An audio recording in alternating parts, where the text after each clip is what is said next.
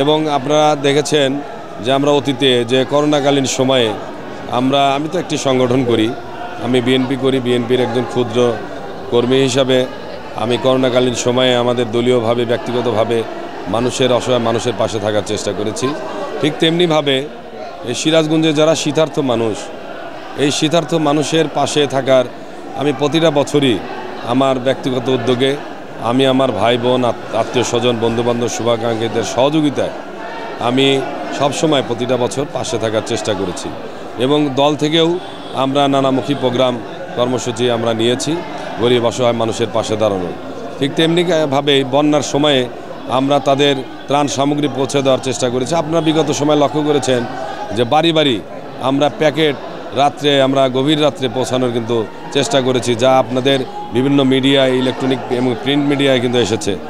এবং আমরা এই যে আজকের যে উদ্যোগ যে আমাদের শ্রমিকদের মাঝে বাস শ্রমিক যারা মোটর শ্রমিক যে কর্মকাণ্ডগুলি যারা চালায়, যারা বাসের শ্রমিক নেতা বা যারা কর্মচারী রয়েছে তাদের উদ্যোগে এবং তাদের পাশে আমরা ক্ষুদ্র আয়োজনে আমরা তাদের পাশে থেকে আজকে শীতার্থ মানুষের মাঝে শীত বস্ত্র শ্রমিকদের মাঝে দিলাম। এই কারণেই যাতে আমরা কিছুটা হলেও যেন তাদের এই অসহায়ত্ব, তাদের যে শীতের যে বস্ত্রের যে অভাব, এটি যেন লাঘব হয়। এই জন্যে আমাদের এই ক্ষুদ্র প্রয়াস আজকে এই বাসস্ট্যান্ডে মোটর শ্রমিকদের মাঝে আমরা শীতবস্ত্র বিতরণ করলাম। আমরা আশা রাখি আগামী দিনে আমরা সিরাজগঞ্জে যারা বসবাস করি, সমাজপতি, শিল্পপতি, বিত্তবান যারা রয়েছি, যারা প্রত্যেকটা রাজনৈতিক সংগঠন রয়েছে, যারা সামাজিক সংগঠনগুলো রয়েছে, যারা সামাজিক ব্যানারে প্রতিষ্ঠানের ব্যানারে যারা তারা কিন্তু অনুপ্রাণিত করেছে আমরা যারা রাজনৈতিক নেতা বা কর্মী আমরা তাদের কাছ থেকে কিন্তু আমরা অনুপ্রাণিত হয়েছি।